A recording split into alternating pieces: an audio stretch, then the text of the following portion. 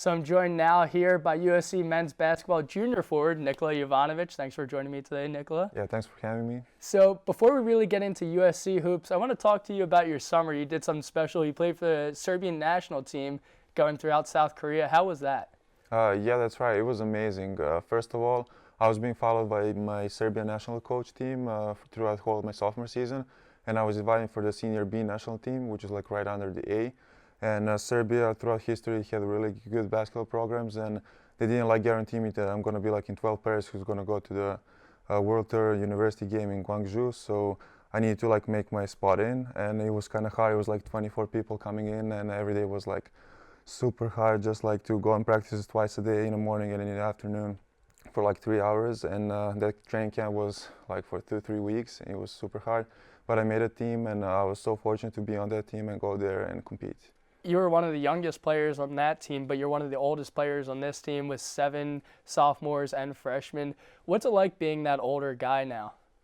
It means a lot. I'm trying to be leader on and off the court, try to lead by example and always do the right thing.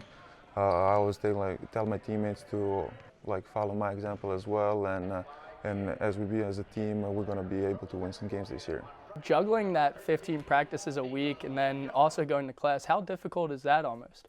Oh man, it's super hard, but I'm so excited for a season. I see season as a reward, so I'm just thinking about the first game, please start. But yeah, my days have been crazy. I start every day almost 7 a.m. and end up at 8 p.m., so it's pretty hard. So last year you led the team in rebounding, 7 rebounds a game. You had a 30-point game even. What have you been working on specifically to improve your game going into the season? I was just trying to put physical strength to be more strong, so I can be have more away impact in the paint.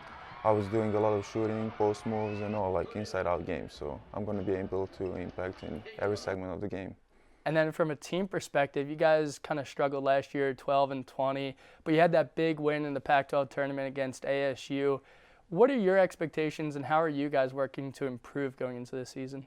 Yeah, that's right. I think that game was a little preview for this season, because this year we didn't lose any players. We have all the guys returning, and plus we got 2 more freshmen coming in. We all got mature, stronger, experienced, and I think throughout this workouts we're getting better. So I think comparing to the other teams, the conference lost a lot of players to the NBA. So I think this year is going to be our year for sure. So on a little bit of a lighter note, non-basketball related, obviously you said you're from Serbia. You kind of mastered English, but those 2 languages aren't the only ones that you know? Yeah, that's true. I'm actually fluent in 3 languages. I'm fluent in French, and of course Serbian is my first language. So why did you take up French?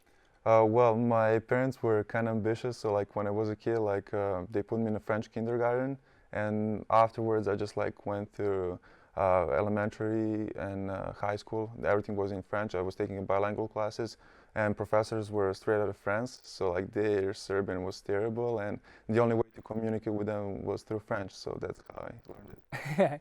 Well, thanks for joining me today, Nikola. Yeah, it's been a pleasure. You can make sure to catch Nikola and the rest of the USC men's basketball team when they tip off their season at home at the Galen Center on November 13th against San Diego.